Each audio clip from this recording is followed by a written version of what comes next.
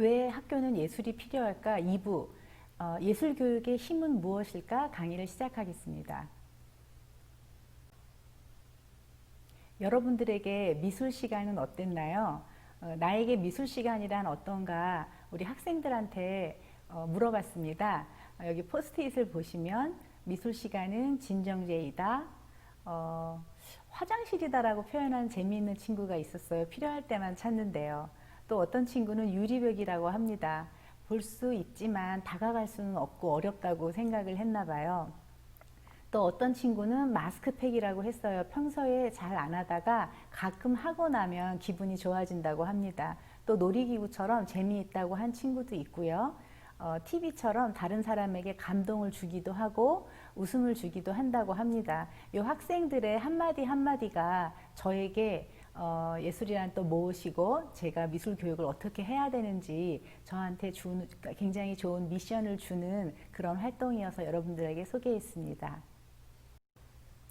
네, 책의 한 구절을 소개하는데요. 앞서 일부에서 얘기했던 것처럼 예술이란 무엇이고 또 예술의 역할은 무엇인가라는 얘기를 했는데요. 역시 예술은 삶의 아름다움을 발견하는 힘을 갖고 있다고 생각합니다. 이 책의 내용에서 보는 것처럼 예술도 이런 꽃을 피울 수 있는 효과가 있다라는 내용을 소개합니다. 제가 이번 강의에 그 학교가 왜 예술이 필요한가라는 강의를 하면서 저에게 선행 연구로 좋은 자료를 줬던 책을 한 권 여러분 소개하겠습니다. 바로 제시카 호프만 데이비스의 왜 학교는 예술이 필요한가라는 그 서구의 그 외국의 사례를 우리가 볼 수가 있는데요. 저희 한국과 마찬가지였습니다. 이분은 예술의 가능성을 믿고 열정적으로 행동하는 연구자 중에 한 분이십니다. 그래서 예술이 교육의 전면과 또 중심에서 배치해야 된다라는 것을 주장하고 있고 그것은 예술의 어떤 고유한 특성과 가치가 있기 때문에 강조를 했었고요. 그러므로 왜 학교에서 예술을 가르쳐야 하는지에 관한 이유를 많은 사람들에게 전해주고 있습니다. 네, 그래서 저도 몇 구절 여러분들한테 소개를 하는데요. 이 중에서 특히 학교 내 예술은 필수적이라는 얘기를 합니다. 예술은 어떤 과학이 제공하는 기반들의 빛을 비추고 또 방향을 제시해 주기도 하고 우리가 안다고 생각하는 것이나 또 그리고 그 위에 세우고 또 상상하는 것 그것이 바로 과학이라고 얘기하면서 어떤 그 주어진 것을 넘어서서 상상하는 것 설계하는 것, 보는 것 이것이 바로 예술이라고 이 책의 한 구절을 여러분들께 소개합니다. 네, 이 책에서뿐만 아니라 그 모든 사람들의 이야기나 우리 지금 현재 상황을 보면 삶과 예술은 또 더군다나 교육은 우리 사회의 중요한 화두라고 생각합니다. 어떤 오감 또 관찰하거나 어떤 것을 수용하고 몰입하는 것 이런 것들이 다 공감인데요. 바로 이 공감은 감정의 몰입입니다. 이런 것이 바로 예술이 주는 삶의 힘이기도 하고요. 교육적인 교육의 힘이라고도 생각합니다. 네, 이렇게 예술이 왜 필요한지 왼쪽처럼 도표를 만들어 봤습니다. 특히 예술교육의 특징은 첫 번째는 상상력, 공감 능력, 또 여러 가지 의미를 담고 있고요. 또 결과만이 아니라 그 과정을 중요하게 생각하는 과정 지향성, 그 다음에 무엇인가 탐구해내는 것, 그 다음에 어떤 그 작은 것에서 큰 것까지 서로 시스템적으로 사고하는 관계성, 이런 것들이 예술교육의 특징이라고 볼 수 있습니다. 그래서 우리가 그 세상을 살아가면서 이런 균형 감각과 기회 이런 것들을 그 능력을 가지는 것을 원하는데요. 이렇게 예술은 어떤 그 뭐 양적인 질적인 측정을 넘어서서 그 무한한 가능성을 갖고 있다고 생각합니다. 네, 예술에서 무엇을 배울 수 있는가? 특히 학생들이 예술로부터 배울 수 있는 10가지를 정리해 볼 수 있는데요. 앞서 얘기했던 예술교육의 특징과 일맥상통합니다. 첫째는 상상력, 또 뭔가 활동하는 그 작용의 주체, 표현, 공감, 해석, 또 존중과 탐구, 또 반성과 참여, 책임 이런 것들을 우리가 배울 수 있고요. 예술이 허용하는 감성과 공감, 또 아이들이 즐기는 상상력과 가능성, 또 아이들이 경험하는 다양한 관점을 존중하고 또 예술이 권장하는 자신의 사고 과정을 또 질문하고 또 이렇게 모니터링하는 사고 기술 때문에 아이들은 교육 내 예술을 필요로 한다고 저도 주장을 합니다. 네, 이렇게 예술이란 어떤 확산적인 능력을 갖고 창의력을 배양시키는 중요한 요소죠. 더불어서 우리가 공교육 안에서 예술교육 전문가를 양성하기 위한 교육도 열심히 해야 되고요. 또 예술적 경험을 통해서 학생들에게 어떤 창의적이나 성찰적인 역량을 북돋아 주어야 한다고 생각합니다. 네, 이렇게 예술교육의 역할은 여러분들 이 사진 한 장으로 설명할 수가 있겠습니다. 여러분들 보시면 건물을 지을 때 땅을 다지고 바닥을 지지대를 공고히 해서 바로 그 위에 건물을 지어야 무너지지 않겠죠. 그래서 예술은 사고라고 하는 상부 구조가 그 위에 건설되기 전에 세워지는 어떤 고정된 기초라고 볼 수 있습니다. 그래서 기초가 튼튼해야 성장이 할 수가 있다라는 이야기입니다. 예술교육은 또 큰 장점이 하나 있습니다. 실패를 경험하기에 아주 가장 좋은 기회입니다.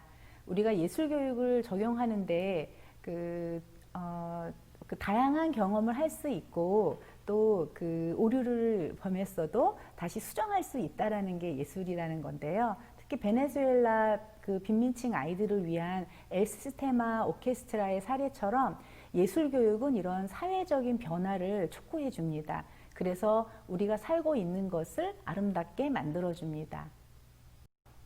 네, 그래서 우리가 또 제가 실천해야 하는 것이 예술이라는 씨앗을 뿌리기입니다. 이렇게 삶에 예술이 스며들어서 세상 곳곳을 아름답게 해내는 데는 바로 이런 미적인 눈을 기르는 것이 중요하다고 생각합니다. 네, 예술이라는 씨앗 뿌리기. 그 좋은 사례로 엘 시스테마를 소개하겠습니다. 1975년 아브레오라고 하는 베네수엘라 경제학자이기도 하고 음악가이기도 했던 이분이 시작을 했는데요. 영상을 아주 짧게 준비했으니까 한번 같이 보실까요?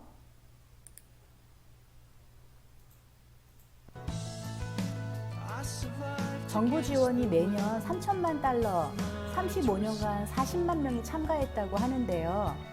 200여 개 지역에서 매일 4시간씩 연습을 했다고 하는데 처음에는 굉장히 어려웠겠죠.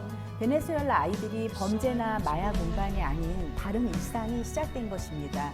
이것이 예술이라는 씨앗의 시초였습니다.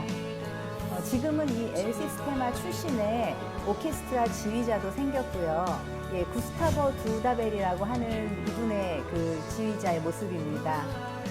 빈곤과 마약으로부터 자유롭지 못했던 이들의 삶에 어떤 예술이라는 꽃을 피우게 된 것은 바로 음악이었습니다.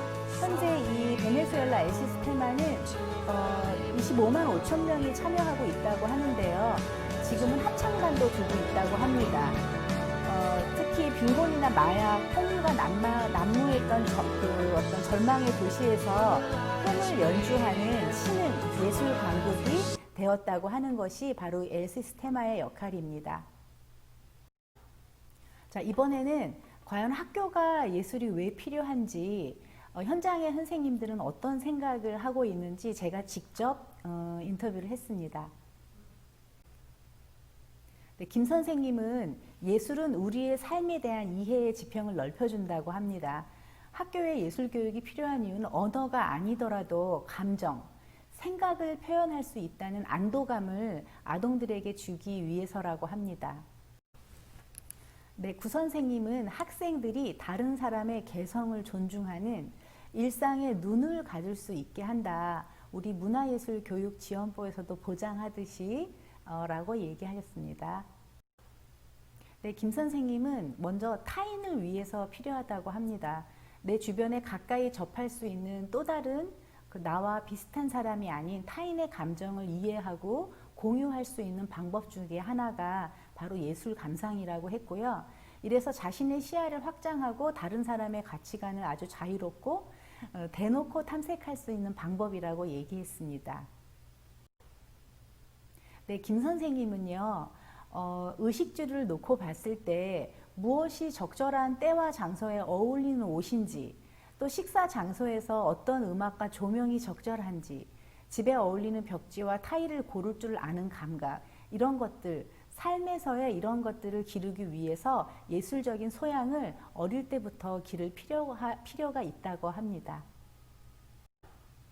네, 강 선생님은 학교에서 예술은 형평성의 관점에서 필요하다고 합니다. 아이들이 학교 밖에서 예술을 경험할 기회가 많지가 않고 많지 않다기보다는 그 모든 아이에게 이런 예술적인 경험을 주어지지는 못하기 때문에 특히 부모나 교사나 예술에 관심이 어느 만큼 있느냐에 따라서 아이들이 그 경험하는 폭도 달라지기 때문에 이렇게 그 아이들이 평생을 좌우할 수 있는 이런 것들, 예술을 중요시하고 경험을 주는 것, 이런 것들이 바로 삶을 향유할 수 있는 것이라고 얘기하십니다. 네, 박 선생님은요, 예술이 성찰과 공감을 이끌어내는 직접적인 맥락에서 창작하는 사람도 감상하는 사람도 그 예술이 자극을 주기 때문에 예술을 통해서 자신의 삶도 되돌아보게 하고 또 그런 그 생각의 공간을 주는 기회가 된다고 합니다. 네, 이 선생님은 예술은 사고 능력을 길러준다. 이를 바탕으로 삶에 더 적극적으로 참여하게 된다. 그러므로 삶이 더 풍부해진다고 합니다.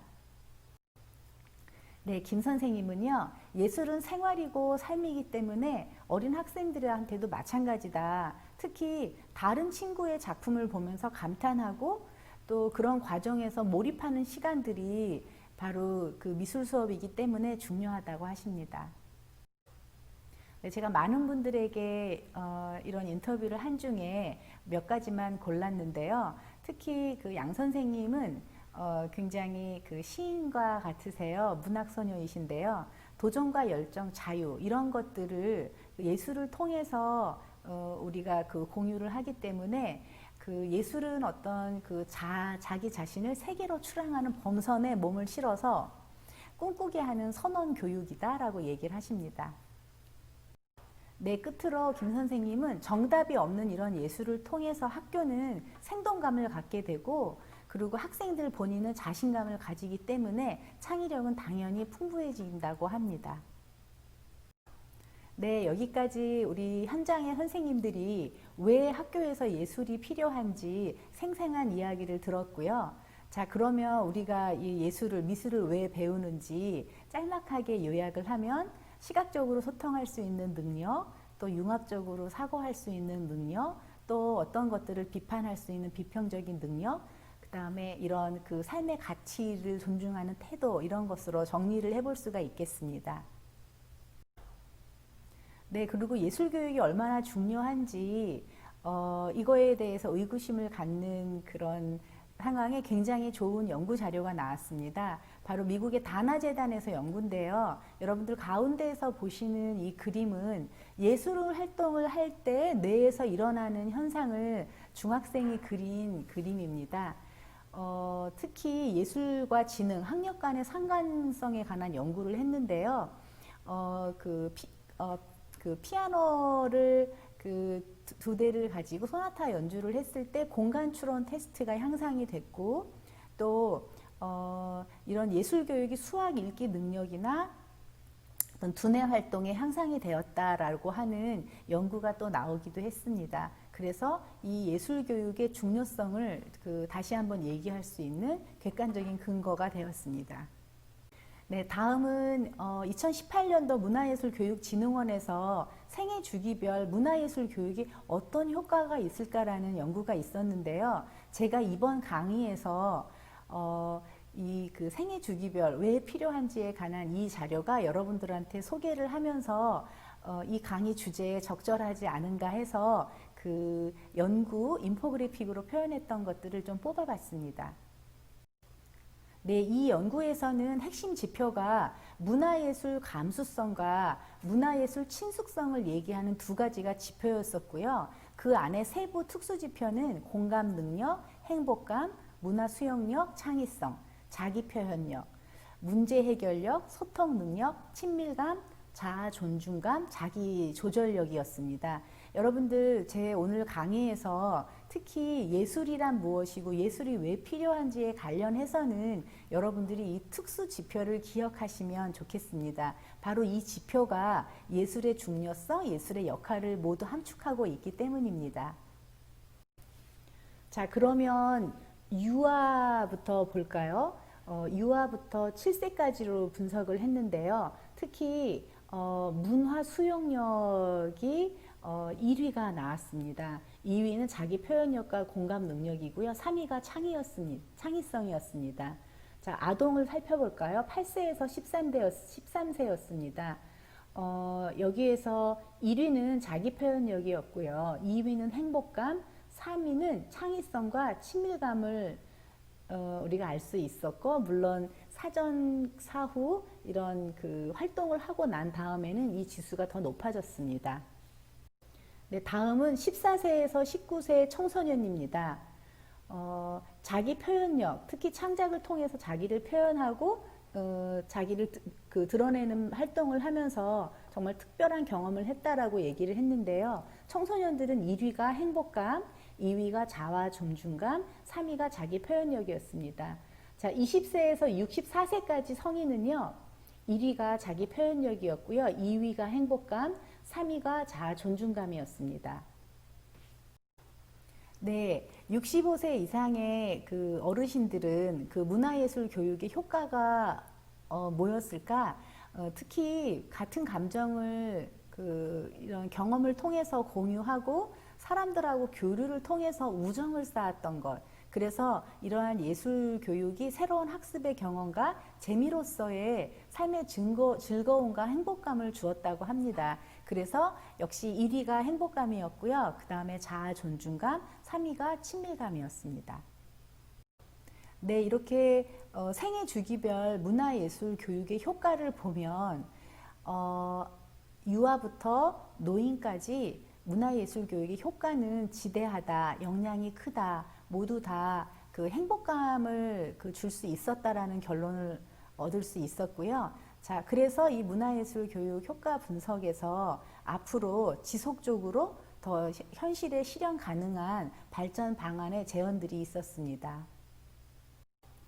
자, 그러면 과연 문화예술교육진흥법에는 뭐가 있을까? 여러분들도 알고 계시면 활용하실 수 있는 것도 있고, 특히 이 문화예술교육진흥원에 들어가시면 다양한 자료들도 많기 때문에 여러분들이 참여하시거나 공유하실 수 있습니다. 그래서 짧은 영상으로 소개를 합니다. 네, 한국은 2005년 문화예술교육지원법을 발의를 했습니다. 네, 그래서 일명 아르떼를 설립했는데요. 이 아르떼는 경제력이나 지역, 나이 상관없이 각자의 상황에 맞는 문화예술 교육을 누구나 다 참여할 수 있고 활동할 수 있는 기반을 확대해 나가고 있는데요. 2010년에는 유네스코 문화예술 예술 교육도 유치를 했고요. 특히 예술 교육의 발전 목표라고 서울 어젠다라고도 불리기도 합니다. 그래서 지금도 전 세계 문화예술 교육과는 이 서울 어젠다를 달성하기 위해 노력을 하고 있다고 합니다. 여러분들 문화예술교육진흥원에 참여해 보시면 여러 가지 좋은 자료나 정보도 공유하실 수 있고요. 여러분들이 참여하실 수 있는 활동들도 많이 있습니다. 제가 이 예술교육의 강의를 하면서 여러분들에게 이런 문화예술교육진흥원도 소개를 합니다. 네, 앞에서 보듯이 예술교육의 중요성을 우리가 알게 됐고요. 특히 포스트 휴먼 시대의 예술교육의 가치와 비전은 점점 확대되고 있다는 것을 알 수가 있습니다. 네, 그 이유 중에 하나는 미래 사회가 변화하고 있는데요. 먼저 인구 구조의 변화도 있고 또 자원이 고갈되고 기후의 변화도 있습니다. 그리고 첨단 과학 기술이 발달하기도 했고요. 이렇게 예술과 감성의 시대인 이 시대에 하이 컨셉, 하이 터치의 시대라고도 볼 수 있기 때문에 예술 교육이 중요합니다. 그리고 새로운 교육의 패러다임도 또 변화되고 있고요. 그래서 항상 모든 곳에서 학습할 수 있는 것이 바로 지금 포스트 휴먼 시대의 상황이라고 볼 수 있기 때문입니다. 네, 그 이유는 다니엘 핑크의 미래 인재의 6가지 요건을 보면 알 수가 있습니다. 새로운 미래가 온다라고 하는 이 저서에 보면은요, 6가지 요건을 얘기하는데, 첫째는 디자인, 뭔가 그 하이 컨셉 그 시대에 설계할 수 있는 핵심 능력을 말하고요. 그 다음에 스토리, 소비자를 움직이는 제3의 감성이죠. 그 다음에 경계를 넘나드는 창의성의 원천인 조화, 그 다음에 이런 디자인의 필수 요소인 공감, 그 다음에 놀이, 그 다음에 우리를 살아가게 하는 원동력인 의미, 바로 이 6가지 요건을 얘기하고요. 이렇게 예술적인 감성과 문화적인 경쟁력을 갖춘 창의적인 역량 있는 인재를 요구하고 있는 것이 바로 이 시대인 것을 알 수가 있습니다. 자, 끝으로 그러면 학교가 예술 교육에 힘을 키울 수 있는 방안이 뭘까? 저는 여러분들한테 이 레오나르도 다빈치를 소개하면서 2부 강의를 마치고자 합니다. 요 지금 그 저서는요, 마이클 갤브가 그동안 다빈치의 많은 스케치와 또 메모들을 정리해가지고 7가지 원칙을 발견했는데요. 그 7가지 원칙을 소개하겠습니다.